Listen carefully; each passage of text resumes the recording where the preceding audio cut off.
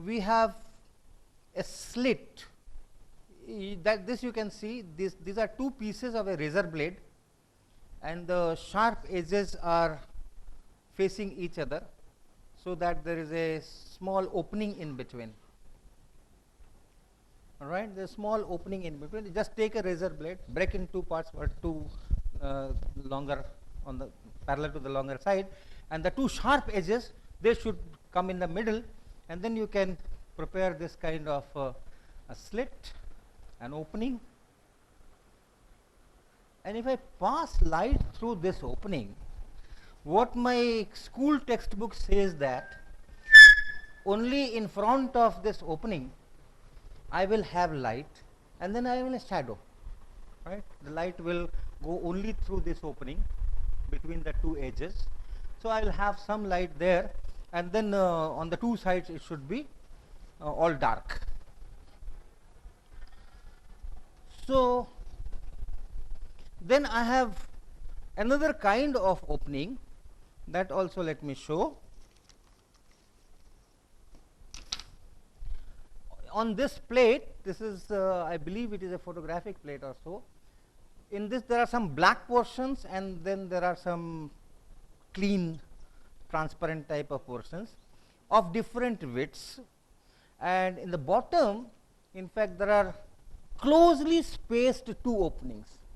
The top part, there is only a single opening of different widths, they are separated from each other, one will be used at a time, but on that lower part there will be two openings very close to each other. Just try to have a look. That upper part you can see, the white ones are the slits or the transparent part through which light should pass. The black ones are opaque. Believe me what it is, what I am telling. The lower also we have slits. Upper one, they are separated, widely separated from each other, several millimeters. One will be used at a time. But the lower one are in pairs, two slits, then few millimeters, then again two slits, then and so on. So this is how it is constructed.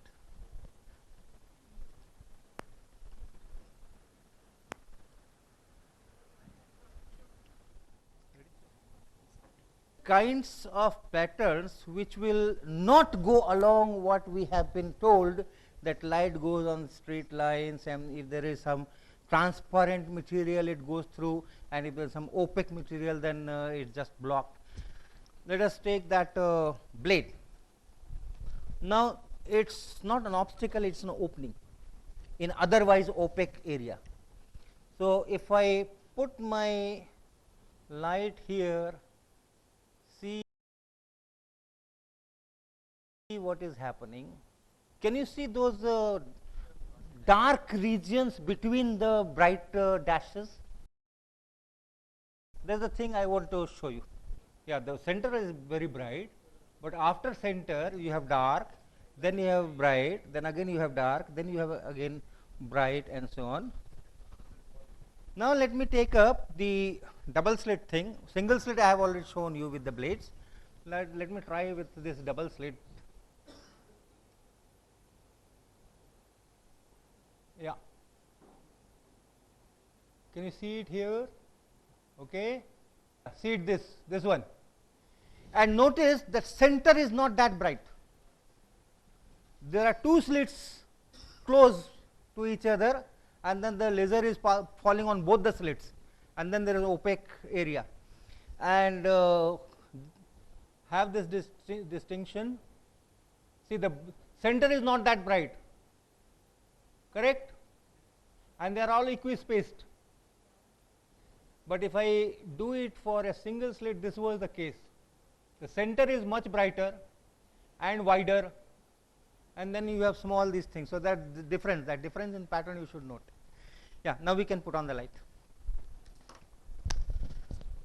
Okay, so let us understand where our school textbooks taught us wrong things, and the light is not going in straight lines, it's not casting shadows, it's not going through slits the way it should have gone.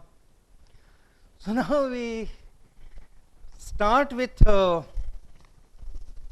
the character of light in much more detail.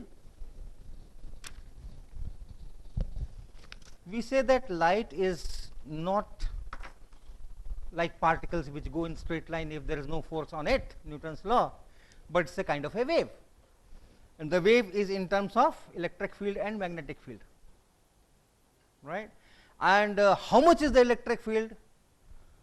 Together with this question, I must specify two things: where and when. Okay, if the light is coming from this source to me, then in the entire room there is light. So if I ask how much is the electric field or how much is the magnetic field, where? Here or here or here or here or here. So I have to specify the position where I am asking these fields. Then when? You specify the position, but then as a function of time it keeps changing. The electric field keeps changing and the frequency of change is very high. How much? Normal visible light, how many times per second this electric field will oscillate? Any idea? The electric field will fluctuate from some plus value to some minus value. Tell me the number. 50 times, 100 times, 1000 times, billion times, trillion times. It is close to 10 to the power 14. Somewhere between 10 to the power 14 and 10 to the power 15. Depends on which light you are looking at, green light or red light or violet. So it will be around 10 to the power 14, 15 times per second. Electric field reaches its maximum, then comes down, becomes 0, then it inverts the direction, then again it goes to maximum in that direction, then again its magnitude starts decreasing, it becomes 0. So the cycle goes on. In 1 second it does 10 to the power 14 or 10 to the power 15 of that of oscillations. So if I ask how much is the electric field at this point, immediate question is give me the time, and very precisely, ask for a very precisely. Don't ask at 2 seconds or 3 seconds. You have to give me precision of 10 to the power minus 15 seconds. Otherwise it will, so many times it will change its value. So we write an equation, and if the light is going in x direction,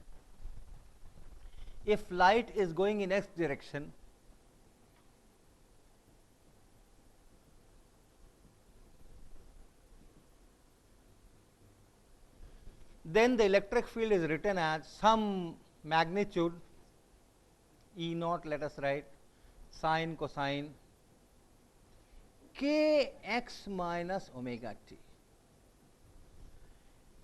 So if you tell me the position x, this is the point where I need electric field. If you tell me the time t, this is the time at which I need electric field. I will put in this equation all those things and I will tell that, okay, at this instant, at this position, this is the electric field for light going along x axis. But then electric field is a vector quantity, so it must have some direction. And it turns out that if light is going in x direction and if it is in free space, air, or a good dielectric transparent medium or vacuum, then the direction of electric field and also magnetic field are perpendicular to the direction of motion. So we can take this as in, say, y direction. I cannot take x direction, I can take y direction, I can take z direction. Any other direction I can take? Given that electric field is perpendicular to the direction of propagation and the direction of propagation is along x axis, I can write the electric field direction as y direction, which I have done, or z direction, which I can do by putting j cap in place of k cap in place of j cap. Any other direction I can write? What? Yes, j cap plus k cap, that is also perpendicular to x direction. any direction in yz plane is perpendicular to x direction. Y axis is perpendicular to x axis, z axis is perpendicular to x axis, but any line in yz plane is also perpendicular to x axis. All the lines in yz, that is why we say that x axis is perpendicular to the yz plane. Any line is okay, but let us take this one. So, this is how it goes, and you have to of course take some proper t equal to 0, x equal to 0. That choice is ours. Any position I can say this is my x equal to 0, any instant I can say this is my t equal to 0, and then the position and time which you are specifying will be measured from here and at this, from this instant, and then we can say what is this. Okay. Okay, now what is this k business? What is this k? This k is related to wavelength.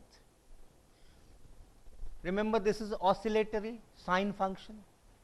So, at a given time, at different places you have different electric fields, somewhere positive, somewhere negative, depending on how, if you change x, this angle is changing, this thing is changing, and therefore the sign is changing.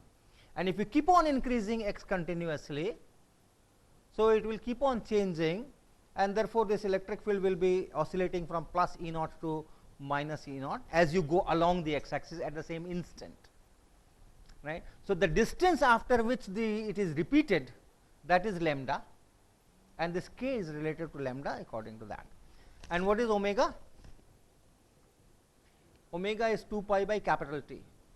Capital T is time period, means now focus at one point, be there, electric field at a particular x. As time passes, the electric field there will keep on changing, and there also sign is there. So, if this t keeps on changing continuously, regularly, and it has to change, then this angle will keep on changing continuously, t is increasing, and as this changes continuously, once again this electric field will change from plus E to minus E in a oscillatory fashion. So, this capital T is time period, after what time it repeats its value, and also whether it is decreasing or it is increasing. So, one full time period of oscillation, that is this capital T, and this omega is related to this time period. Omega is 2 pi divided by capital T. Yeah, significance of k, that is what I told, it is 2 pi by lambda, it is related to the wavelength. What is wavelength? The wavelength is the distance after which the electric field is repeating in x direction at a given time t. So, that is how that k comes into picture, right. So, lambda has got, wavelength has got a significance, and this k is just inversely proportional to lambda, definition 2 pi by lambda. Okay. Third thing is speed. This omega by k, this turns out to be the speed of light.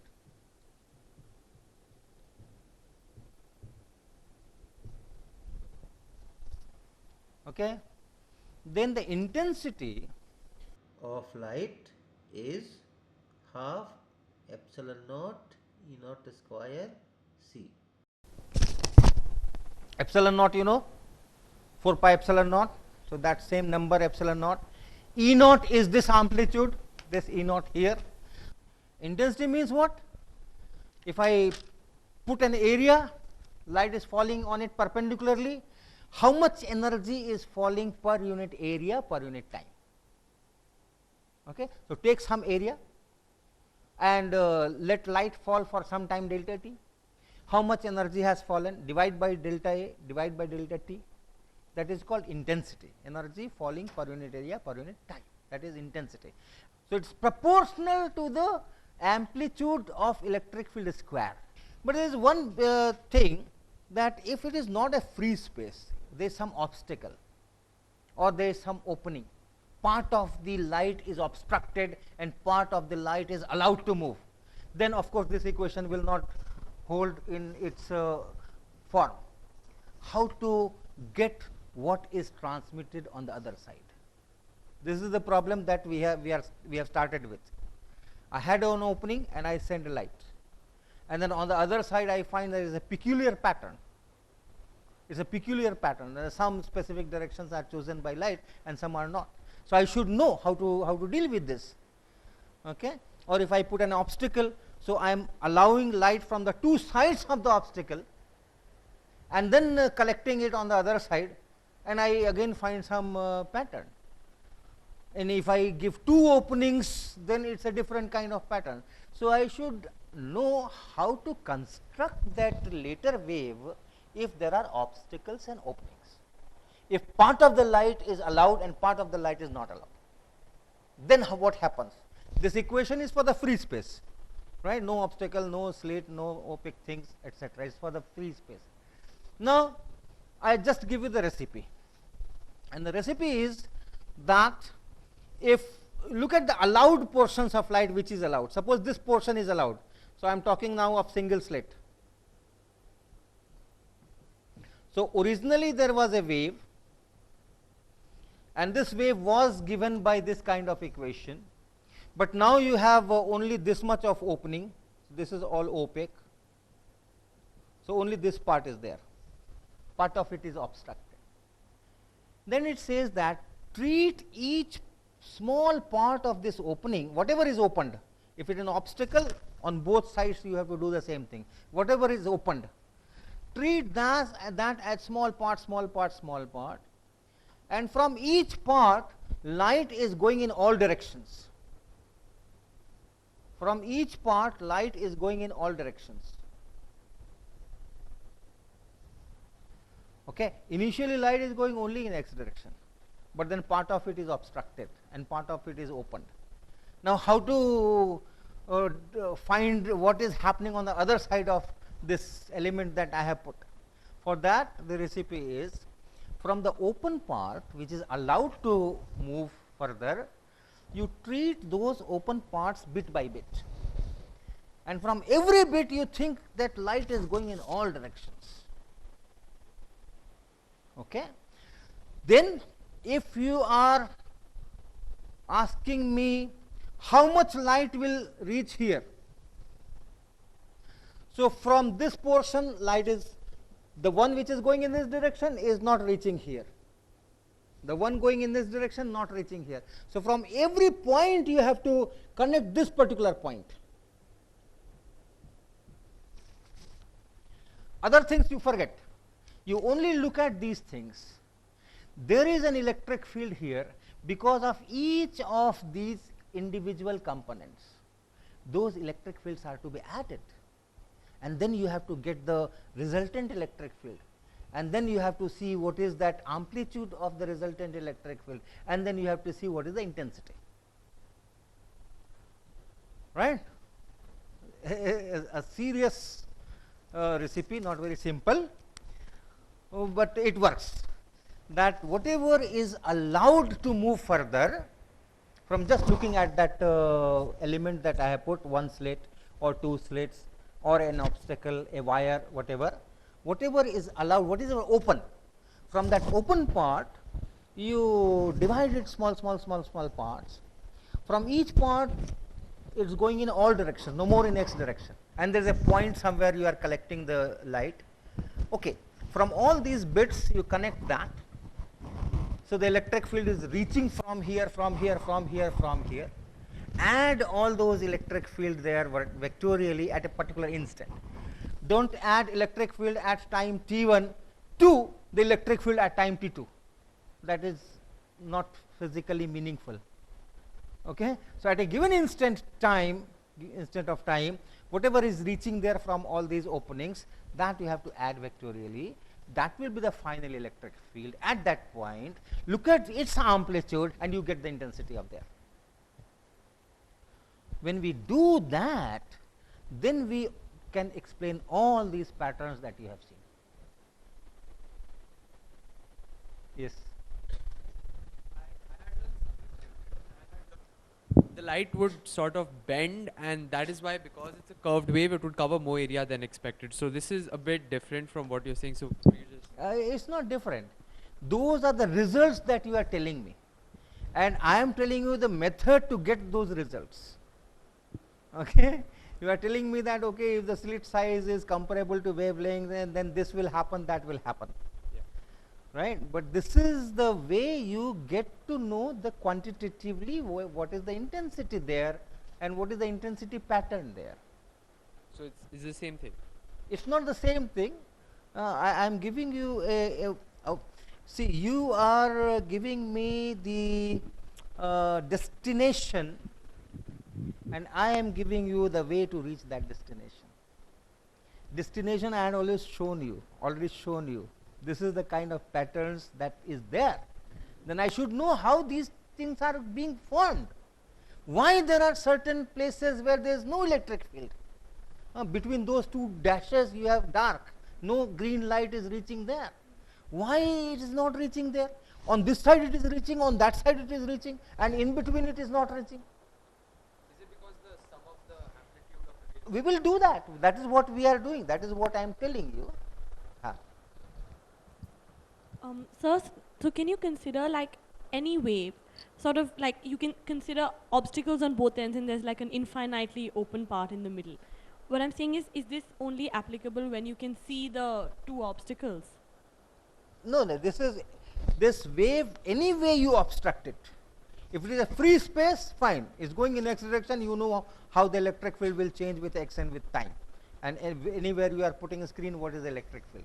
But if part of the wave is obstructed, part of the wave is transmitted in whatever way, right, a circular opening or two openings, annular ring, edge, one whole plane is opaque and this whole side is open, whatever way, once you obstruct, this recipe will work. Okay. So that means if this is the line which gives me electric field at a given point beyond that optical element, then if I have two slits, for example, then I should get that pattern from here, right? If I have a single slit, I should get that pattern from here, right? And suppose I have a slit which is very, very narrow. So for that, the light will go uniformly in all directions. Okay, uniformly in all directions, and if you are collecting it at a very large distance, suppose here you are collecting, so here, your intensity will be uniform, no dark patches in between, right? Your slit, your opening is so narrow that it's one element, dx. What do we say? We say if you have an opening of say 0.1 millimeter, 1/10 of a millimeter, which is very large as compared to the wavelength.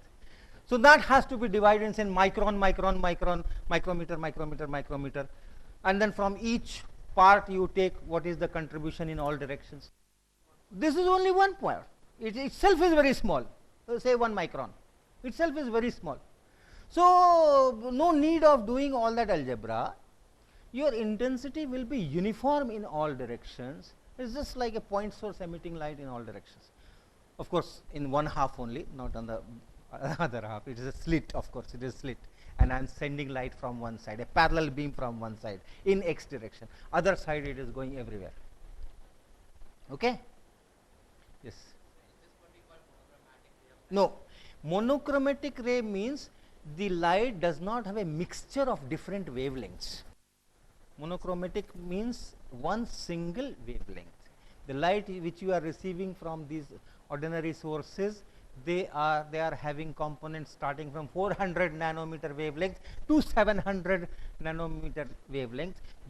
You also have components beyond these limits, but they are not used for seeing things, but you do have components there also. So many wavelengths are mixed up. That is non-monochromatic. Monochromatic means just one wavelength.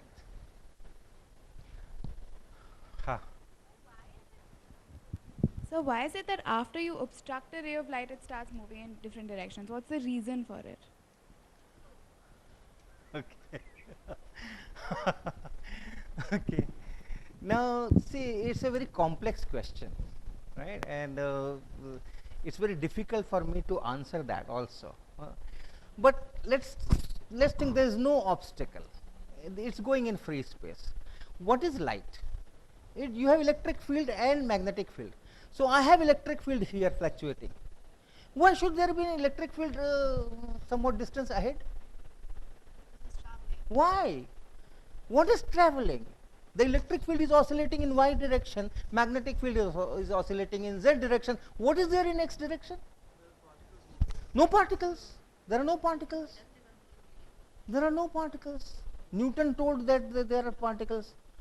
But then Young in 1801 did an experiment which I am showing you, that double slit thing. And then people knew that, okay, they do not have particles. That another very interesting story. Newton in late 17th century put this, that light is collection of particles. They are going in a particular direction. But then when after 150 years or 130 years, Young came and Young did this experiment, and then people came to know that no, nothing is going in that way. It's some kind of vibrations in some ether or something or something. Wait, the story is not yet complete. So since then, the year 1801 onwards, right, the students were getting full marks for writing light is not particles, light is not collection of particles, light is a wave. What kind of wave? People did not know. What kind of wave? People did not know. But it has to be wave. Just like sound wave, it has to be some kind of wave. So that particles have gone. So waves. Now the questions were which wave, which wave, which wave? And then Maxwell comes in late 19th century, develops electricity magnetism theory, electrodynamics, and from there he tells that, look, here it is, this is light, it is electric field and magnetic field, it comes from my equations. Okay. So that late 19th century people started saying, okay, good. From Young's experiment we were knowing that these are waves, and now from Maxwell's theory we know that, okay, these are waves in terms of electric field and magnetic field. Right. So I am using that picture of that area, late 19th century. So it was that. Then what happened? Again students were getting full marks for writing that these are waves and these are electromagnetic waves, and electric field and magnetic field are perpendicular to the direction of propagation and blah blah blah blah blah blah. Then Leonard did some experiment in 1897. These experimentalists, they don't have any other job. They will keep doing something without any plan most of the time. But when they do, something will come up and then will shake the whole world. So when he does this experiment, so-called photoelectric effect, shining light on certain metals and electrons coming out, and those results, this electromagnetic theory failed. So the great puzzle, whether it is particle, whether it is wave, if I put that metal and shine light on that, it looks like it's not wave. But the same source of light, same lamp, same physical piece of lamp, same lamp giving the same light. On one side you put this metallic sheet from where the electrons are coming, and from the other side you put that two slits, so that you see that intensity variation there, pattern is the same source of light which is giving light here and light there. And if you think that there is something wrong between this direction or this direction, you can rotate the whole apparatus by 180 degrees. So this side is Young's double slit and that side is metal foil. Even then you see the same thing. The double slit experiment cannot be understood in terms of particle picture, and this photoelectric effect cannot be understood in terms of the wave picture, and they are both happening side by side. Then comes Einstein. 1905, and then he says that okay, झगड़ा मत करो, it's both waves and particles. ऐसे ही करते हैं ना, when two people are quarreling और हम बीच में जाते हैं बीच बचाव करने के लिए, कोई नहीं, तुम्हारा भी है दोनों के. तो Einstein does that job. Okay, it waves and particles, it depends It depends what condition you are putting the light in. Okay. Every person has certain bad character inside and certain good character inside. The person is not good or bad. It is the which you are putting that person.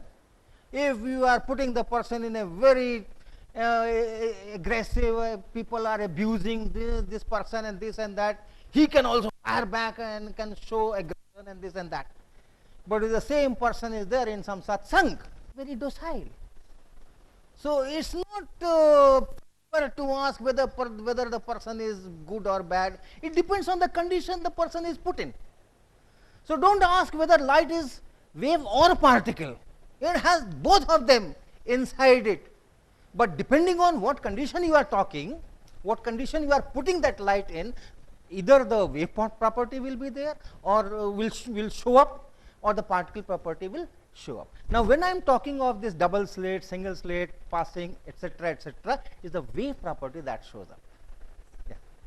So, in the double slit experiment, well, light does show the wave property and we get an interference pattern. But if suppose it is a measuring device, an observation device, then in fact, you will notice a different observation. Light continued to act like a particle just because it's being observed. So it changed its nature just by the act of observing. No, that's right. That's what I am telling. If you are putting this light in a different condition, different experimental conditions, it will behave differently. If there is no person to observe, I can put off my shirt and then I can very relaxed, in a relaxed fashion, I can live in my room. But if there someone is observing me, I will not do that. I will put all my jackets and everything. So once the observation measurements are there, light also is very sensitive to that. It will behave accordingly. If there is no one to observe, it will behave in a different fashion. So has there been like a... So don't ask what is the objective reality of light. The message is, don't ask objectively what is the character of light. It all depends on the environment with which it is interacting. Okay. So a single slit with a very narrow opening will give you equal intensity on the screen. No dark patches and these things. Now next simple thing to analyze it, and we will do it somewhat quantitatively, and that is, you have two very narrow slits separated by a distance. So you have one slit, once again it is very narrow, so I am only showing you a magnified version, and then I am looking at the screen here. So this is the central point. So from this slit, light is going in all directions with uniform intensity distribution. From this also, light is going in all directions with uniform intensity distribution. Now I take a point on the screen and ask, what is the intensity here? So what is the electric field here? So I will join this point to these two slits and then ask, what is the electric field reaching at this point P from the first slit? What is the electric field reaching from this at this point from the other slit? We'll add it vectorially and see what is the resultant electric field, right? That is the method I have to use. So from here, this particular light wave will be picked up, and from here this particular light wave will be picked up,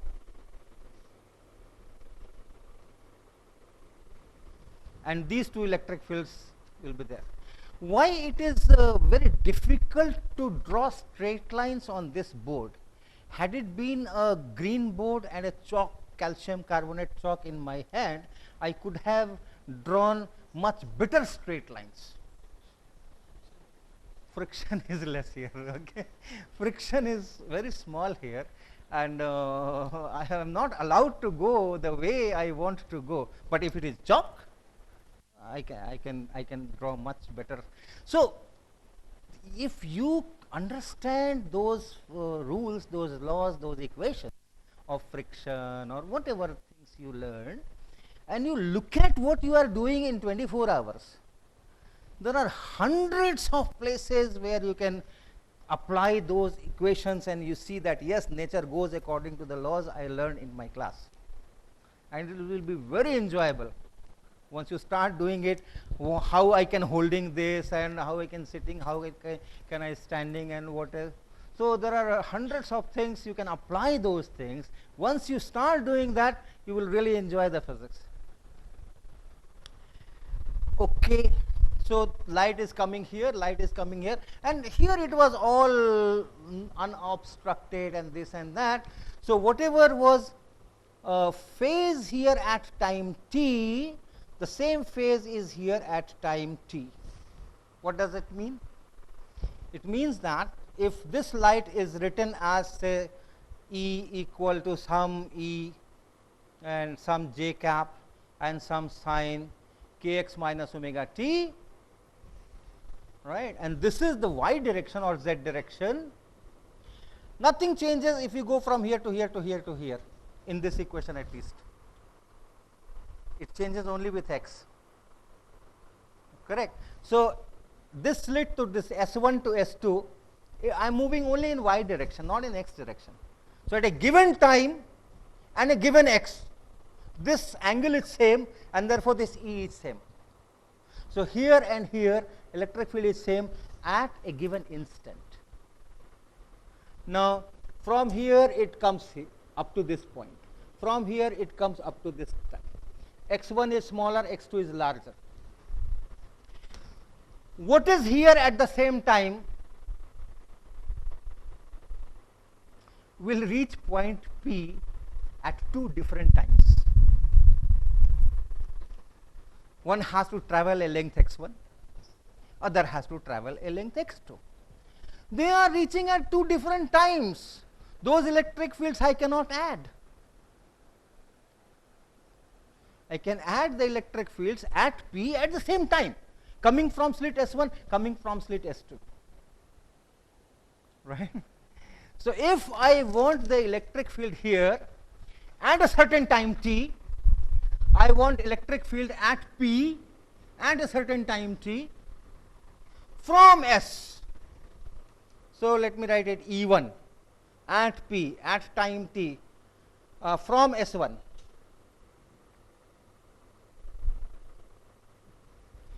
This must have originated from S1 at a time t minus x1 by c.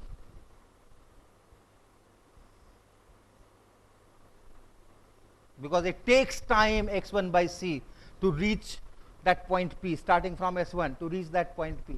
So this is same as E at S1 at time t minus x1 by c.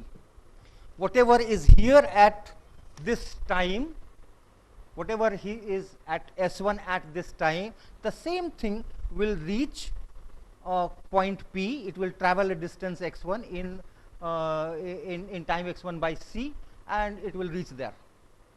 So the electric field at P at time t is same as the electric field at S1 at time t minus x1 by c. And similarly, E2 Pt from S2, the electric field reaching P, starting from S2 reaching P at time t, I must take the electric field at the same instant I want to add. Okay, at P I want to see the resultant electric field. So at time t, what is the electric field coming from S1? At time t, what is the electric field coming from S2? So the electric field at P at time t originated from S2 at a time t minus x2 by c. So this is equal to the electric field at S2 at time t minus x2 by c. Now these two are different times. So if I write this, it is remember here our equation is this. So this is equal to E j cap sine kx, x is same here and here, and minus omega t, so minus omega t minus x1 by c. This x1 is x1 for this x is for these things, x here. And similarly, the second one is e j cap sine kx minus omega t minus x2 by c.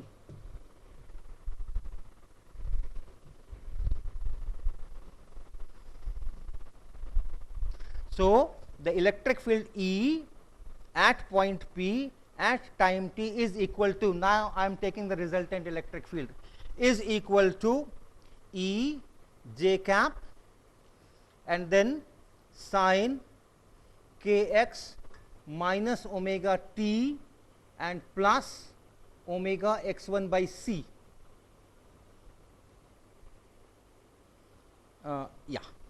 And plus sine and then k x minus omega t and plus omega x2 by c. I have added vectorially, both of these were in j cap direction, so I can add the magnitude. The whole thing will be in j cap direction. This x I am writing for the slits, this position, this time, right? This is the resultant electric field. Now, it is a matter of trigonometry, which I am not going to do. And if you do this trigonometry, what you get is the following. Okay. Now, if you do the trigonometry here, you will get the following. Define a quantity delta, which is the difference between these two angles, right? And the difference is omega by c x2 minus x1.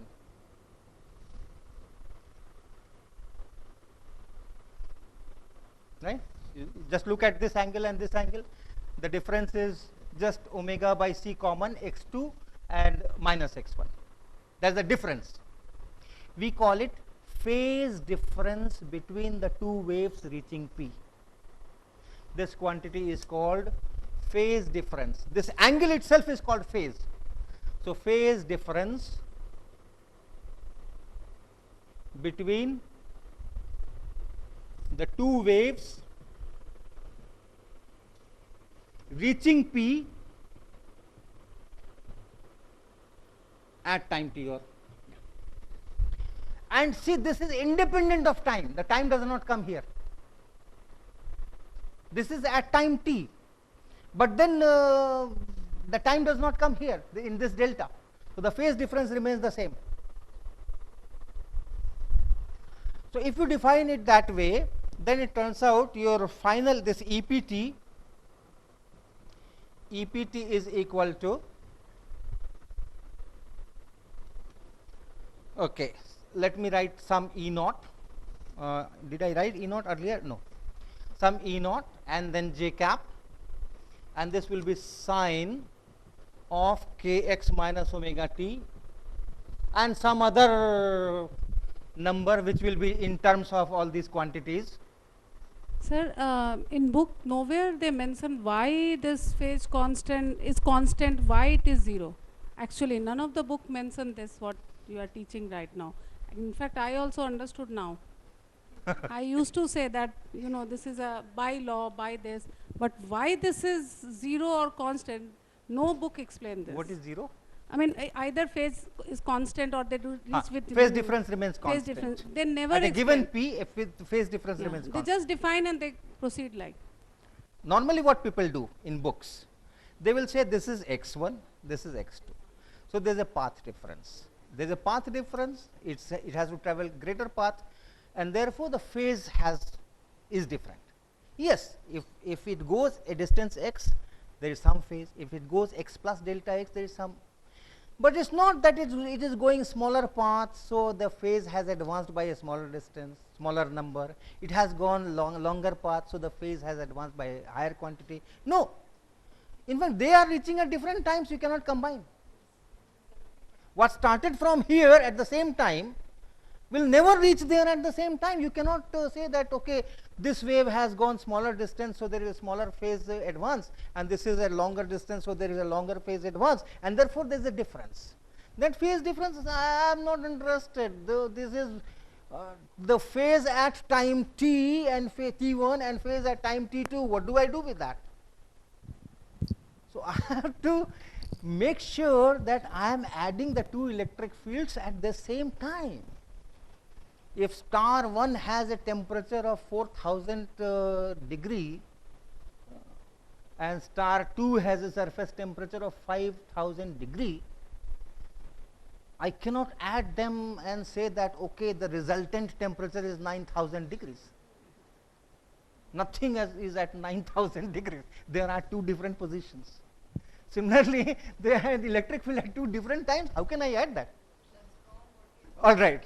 So finally, your final results are okay. It's the same thing, but the physical interpretation, how I understand it, how I reach it, is that path is different. Now this E naught, this is the amplitude of the resultant wave. This is now the resultant. This is the after addition of those two, and this turns out in terms of this E. This E naught will be how much? E naught square will E naught will be 2 times E and cos of this delta by 2. It is all trigonometry. I am not doing that. No physics is there. So with this delta defined this way, your this amplitude will come out to be this. And hence, if I talk of intensities, suppose I block one of the slits. I block one of the slits. Then no question of adding. It's coming only from one slit, and that is just one part of it. This is your final electric field. So amplitude is E. Now intensity is proportional to square of the amplitude. And how much is the amplitude when one slit is open? It is E.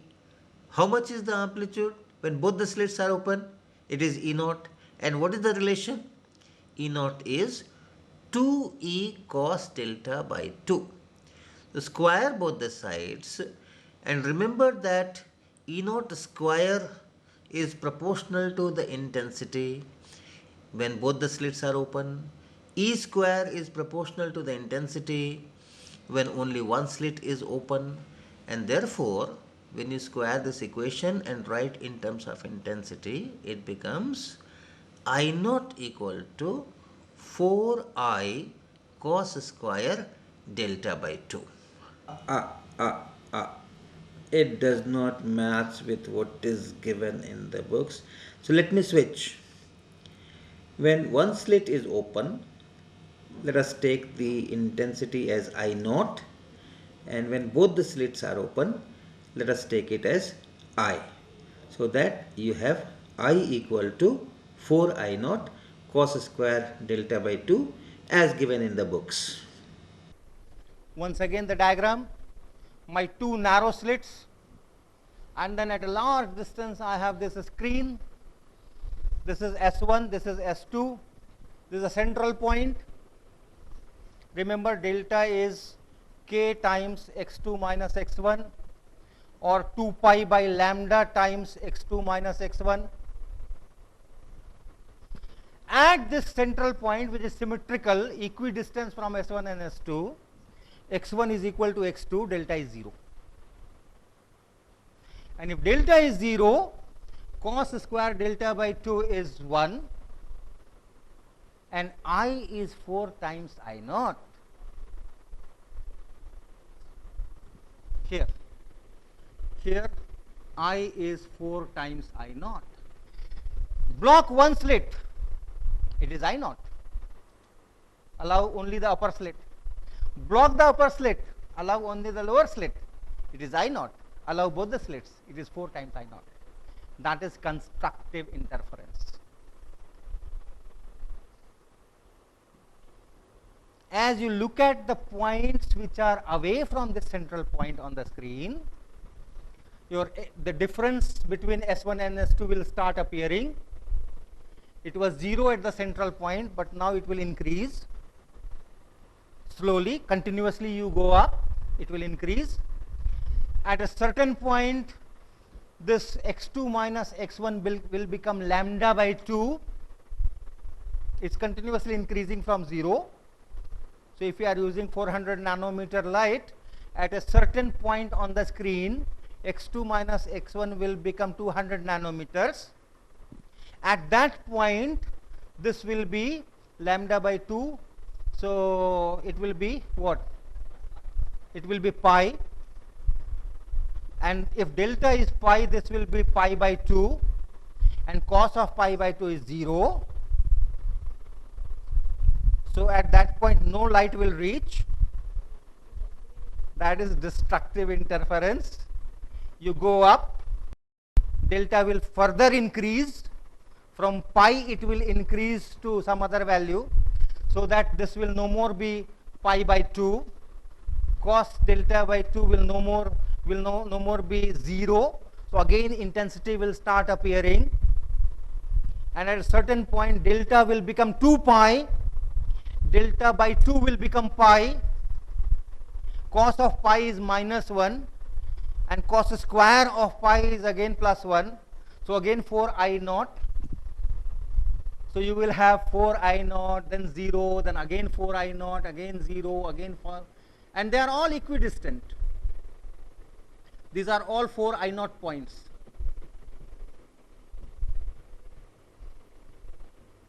And in between you have those 0 points, 0 intensity points. And between 0 and this 4 I naught, the intensity will gradually increase. Right? It's not either 0 or 4 I naught. From 0 to 4 I naught, it will gradually increase. Then it will again go to 0. Then it will again increase. What we see, is not this kind of fluctuations in intensity. We see complete dark in some distance. It's not that at one point it is completely dark and then I see intensity. And then once intensity is there, I see almost uniform intensity for quite some time. These are because of limitations of our eye sensitivity. Very small intensities we are not able to observe. So we don't see a point as completely dark, but a range around that point as completely dark. We are not able to receive those small signals and then amplify and get that. Then there is an upper limit also. If there is certain intensity level is reached, then after that, as intensity increases, we are not able to really see that yes, there is small variation in intensity. So those limitations are there.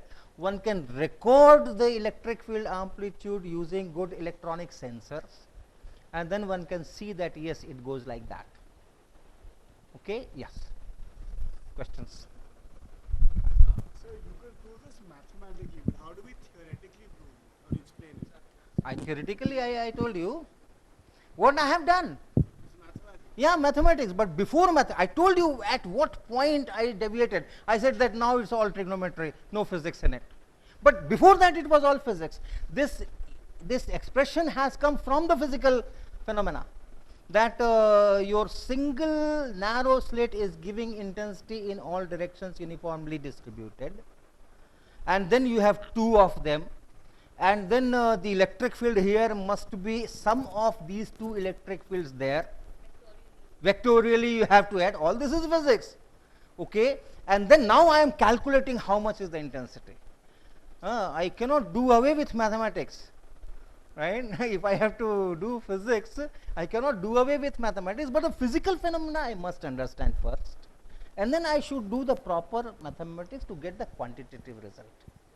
The physical phenomena is that the two waves which are reaching here had originated at these slits at different times, and since they had originated at different times at the same place, so their kx minus omega t were different, because they originated at different t.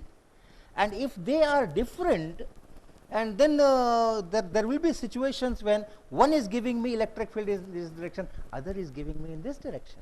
There will be situations like that, and then the two electric fields will vectorially add to 0. right? And if there are situations in which both these are aligned, then it will be double of the amplitude. I am adding electric field vectorially, and intensity is proportional to the square of this. So you have a lot of physics involved. Mathematics is only just to give some assistance to reach that final thing.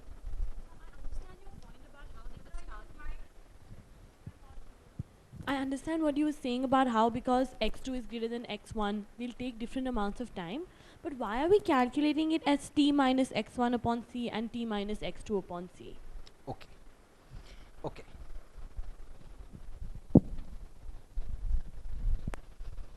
So let me repeat.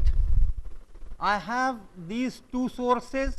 Up to here, everything is fine, right? At a given time, up to here, at a given time, the angle here, the angle here, angle means kx minus omega t, of which I have to take the sign.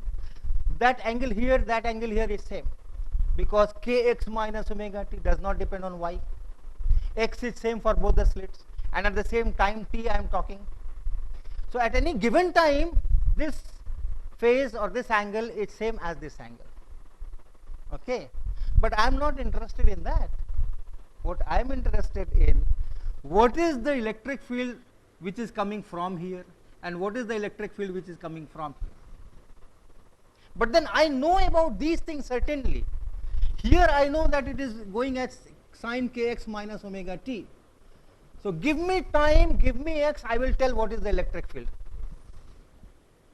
At this point, give me x, x is already given. Slit is fixed. So x is already given. Give me time, time is changing. So give me time, I will put that time here and get, I can tell you what is the electric field here. So to get the electric field here, I am coming back in time when this electric field was originated at slit S1. And then I find that the electric field which exists here at time t, that same electric field existed here at time t minus x1 by c. Because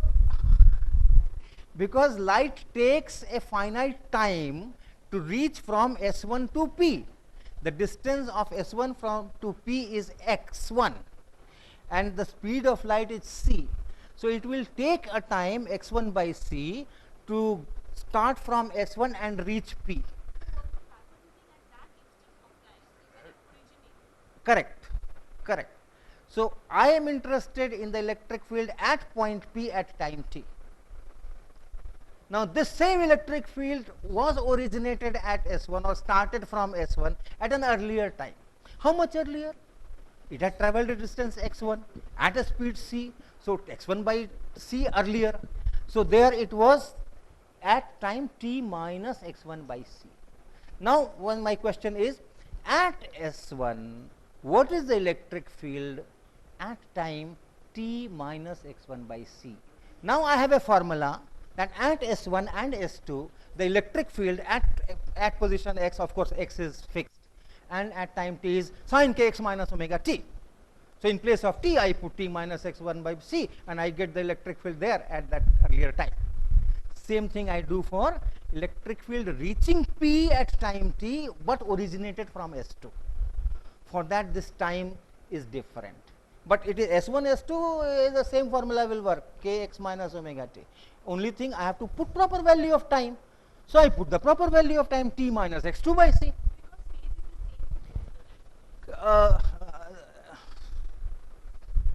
Please repeat.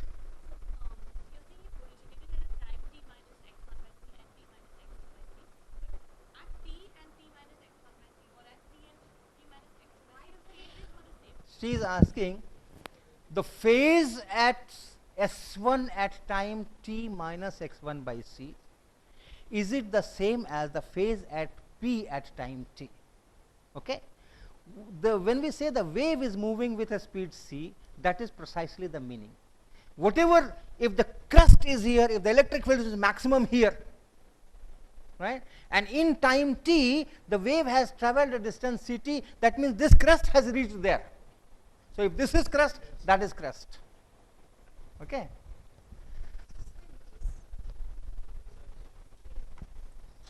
So just for clarity, what I mean is, will this pattern continue till infinity, and is the reason why No, we no, didn't no, see no. it there Okay. due to Yeah, okay.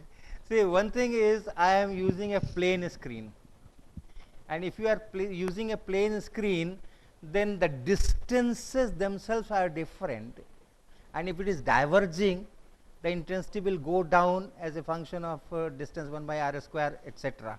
So that's one reason. There's another reason which I will be just coming in maybe 3-4 minutes.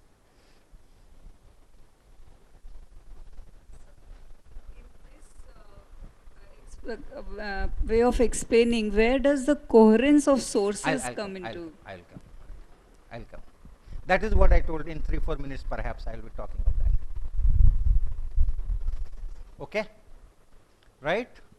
So I have explained that double slit pattern, and you see, since it is all same, all the maxima are at the same intensity, of course in the small region, right, and they are all equidistant. And you remember the double slit, I can repeat it. There was a small region in which you had lines all equidistant and no bright thing in the middle, right? No bright thing in the middle. That is a double slit. So that is explained by this kind of equation that we have developed, right? Now there are certain issues. I am now coming to that coherence part, and the issues are, when the light is originated from a source,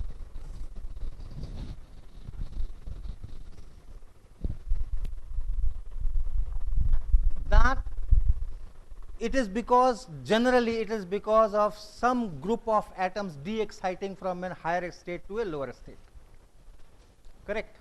So suppose there is some group of atoms in the excited state, and somehow they have gone to the ground state emitting this light, okay?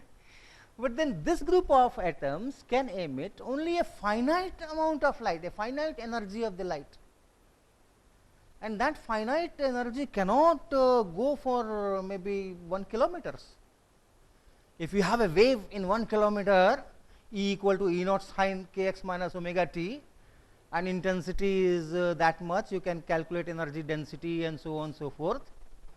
So if there are some, say 10 to the power 15 atoms at this state and they are de-excited, there is a finite energy. That finite energy will be in some finite distance contained. You cannot have much longer wave of that continuously, and that will last for maybe 10 to the power minus 8 seconds. You know, the lifetime is of the order of 10 to the minus 8 seconds. So it falls. Now another group of atoms can go in excited state.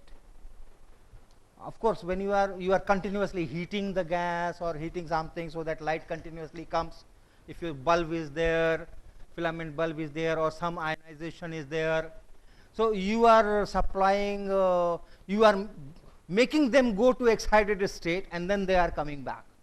But then one group of atoms which has de-excited, and then another group of atoms, they do not talk to each other. They are independent of each other. So this one group is okay, all of them are in excited state, so maybe they are cross talking, and therefore there is some kind of a resultant light coming and so on and so forth. But if the entire group is changed, right, the whole army of these atoms is now changed. It is a separate management. So you will have a totally separate results. So that means you have kind of a finite wave trains. You do not have infinite waves represented by a sine kx minus omega t. That still you can work with sine kx minus omega t if you are not near the end of that wave train. In the middle portion, yes, okay, but then it will end, and another wave train will come from another group of atoms, and on one train, okay, you know that since sine kx minus omega it is applicable, And so at this point, if I see the phase at time t1, I see the phase at time t2, I know it is governed by that kx minus omega t. Put t equal to t1, put t equal to t2, take the difference, that is the phase difference between the two electric fields which existed here, one at time t1, one at time t2. Okay. But if I take time t1 and my time t2 is much later, in all probabilities I am not on the same wave train. T1 is on this wave train and T2 is on some other wave train which was behind. This wave train has gone, its tail has also gone, and another wave train is now at this x. Okay? And this wave train and that wave train, they do not have any phase relationship, they are independent of each other. So omega t2 minus t1 will not be the phase difference in that case.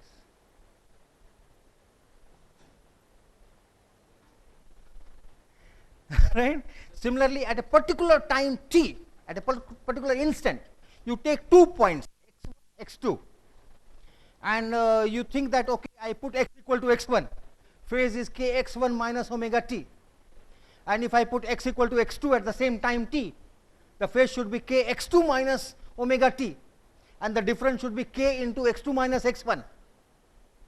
But if this x2 minus x1 is too large, much more than the length of the whole wave train, then your x1 is on one train and your x2 is on the other train, and then that k into x2 minus x1 will not be the phase difference, right? So all these things that I have told is valid only if this t2 minus t1 or x1 minus x2, so to say, is quite small. How much small? Now that depends on the nature of the source. For normal sodium vapor lamp which is used in laboratories, this length of wave train is somewhere about 1/5 of a millimeter, 1/5, 1/6 of a millimeter, or 1/4 of a millimeter. That is the kind of length of the wave train. It is very small from our standards, but then remember, your wavelength is the right parameter to compare with. Wavelength is only it is sodium light 589 nanometers, less than 600 nanometers. So 1/5 of a millimeter is quite a long distance that way. But for our doing experiments, 1/5 of a millimeter is a very small distance. But if you have lasers, that length of the wave train can be 10 meters or 20 meters or 50 meters.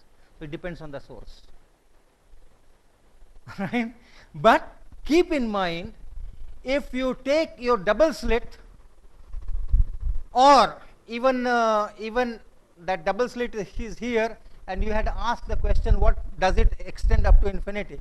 And I said that 3-4 minutes I am coming to that. Now that 3-4 minutes time is come. Now if I am a very large distance and the path difference is very large, say this is very large. First let's make this very large. Suppose this is 1 centimeter and I am using sodium vapor lamp. Okay. And I am here also, I am not close to this, I am at a large distance. So that phase difference is, the path difference is large. And therefore correspondingly, when I do that back calculation in time and I come to S1, S2, the time difference will be large, x2 minus x1 by c, omega into x2 minus x1 by c. And the time difference is large, maybe I am sitting at 2 different trains. I am looking at the same x, but wave at t1 and wave at t2. But if t1 minus t2 is large, the first wave train has gone and the next wave train is here. So I do not know what is the phase difference. It becomes random. If it becomes random, then all this calculation will not hold and you will have a uniform intensity 2I naught everywhere. You will not have that constructive interference and destructive, because at the same point P, as a function of time, the phases will change, phase difference will change. And if as a function of time phase difference is changing, it is varying between 0 and 4 I naught. Remember the frequency there is 10 to the power 14, and this time period lifetime is 10 to the minus 8 seconds and so on. So if it keeps varying as a function of time between 0 and 4 I naught, what I will see is only 2 I naught. Okay. So this is called coherence. If the phase difference between the two waves is independent of time, then we say that yes, these two waves are coherent. Even if their individual phases are randomly changing, the difference remains constant, remains independent of time. We say that the waves are coherent. There is another story to this coherence, that suppose I have a source and the source is this big. This is the source of light, and I am looking at say this point. Now light is reaching from this portion of the source, light is also reaching at this portion of the source. And maybe if I have a filament bulb, and this portion of the filament and that portion of the filament, they are not talking to each other. It's independently, it's heated, it's radiating, it is independently radiating. So what is the phase here? Something is coming from here, something is coming from here, and these do not have any phase relationship. So it's difficult now. Now it's not coherent. Okay. So if you have this kind of source, if you have this kind of source and you think that this is S1, this is S2, it's not going to work. So you have to have a narrow source first. From the narrow source, if you need wide, put a lens and make it wider aperture, you can increase. But at the source itself, where the atoms are de-exciting, you have to have a narrow source, otherwise your initial beam is incoherent.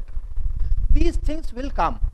With lasers, these problems are much less, because laser, the coherence length is, train length is much larger. For quite some time they will be in coherence and so on. Okay. So that is it.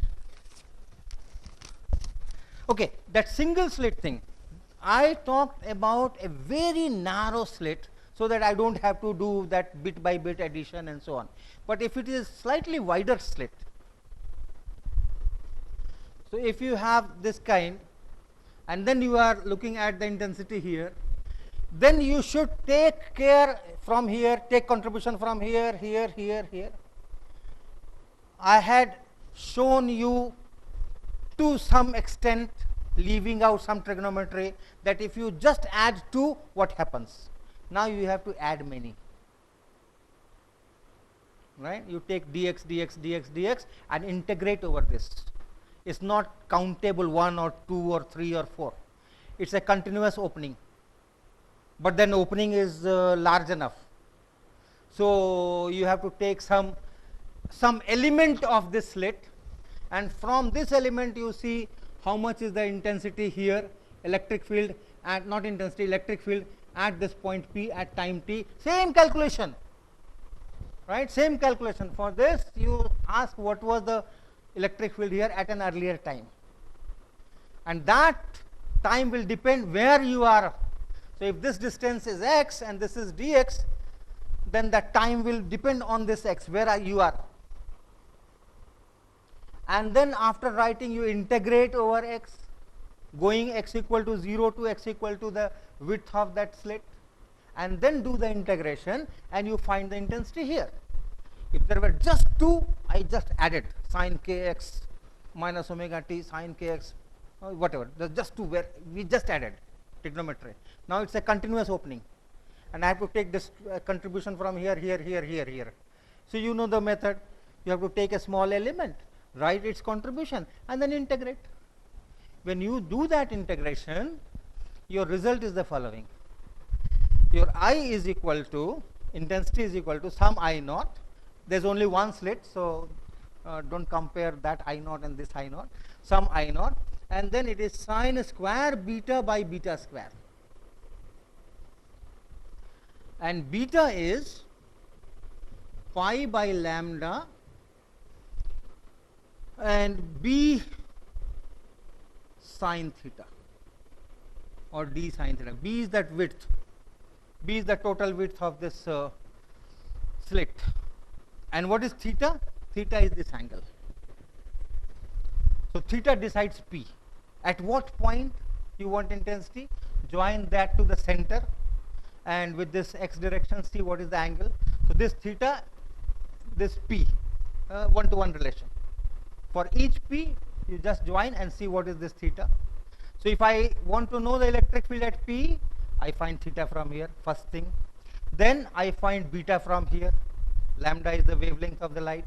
B is the width of the slit, and theta I have already taken.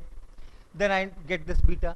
Then this beta I will put here, sine square beta by beta square, and I'll get the intensity, electric field at this, intensity at this.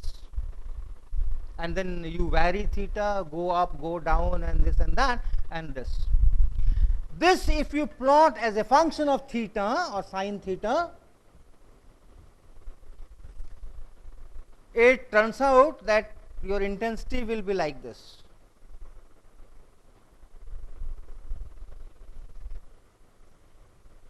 This is theta equal to 0, sine theta equal to 0. This is sine theta is equal to what?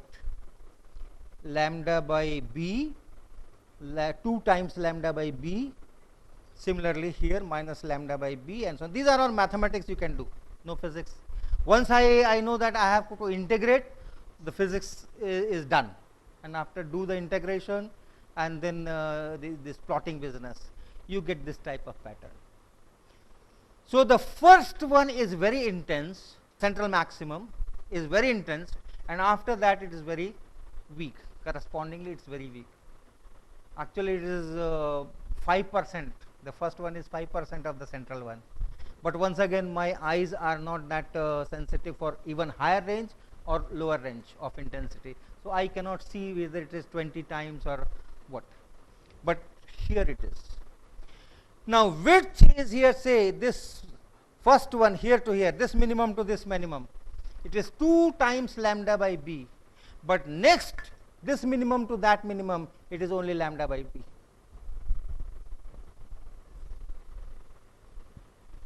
Now recall our single slit. Recall our single slit pattern.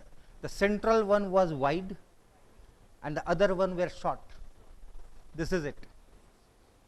This is it. The central one, minimum to minimum is 2 lambda by b. But after that, every minimum to next minimum is only lambda by 2, lambda by b. So the central one was wide and the other one were short. Okay.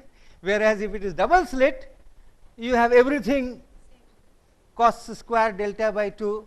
So at same distances you will have your minima. So everything is same. So at origin when it's maximum, but the value of theta will be 0 probably at that point, no? Yeah, that's true. So how will the intensity be maximum at that point? Right. So try to do some calculus. Your I is I naught sine square beta by beta square, and you are at the central point. So theta is equal to 0. Now try to calculate this sine square beta by beta square.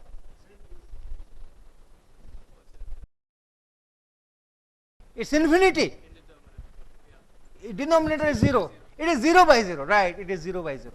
So don't think that since theta is 0, therefore beta is 0, therefore sine beta is 0, and therefore the intensity is 0. It will work everywhere else, but not at theta equal to 0. Because at theta equal to 0, you have denominator also 0, it will become 0 by 0. And then you have to take a limit. You have to take a limit. When you take the limit, what is the limit of sine theta by theta? As theta goes to 0?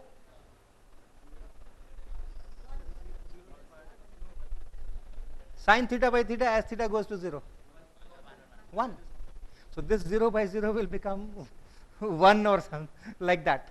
So this will give you the maximum. But next time when sine beta is 0, when beta is pi, It will be 0. The denominator is not going to be 0. So at all those 2 lambda by b, lambda by b, 3 lambda by b, there it will be all numerator 0, but denominator not 0. Okay. I think we can finish here. Huh? Okay. Thank you.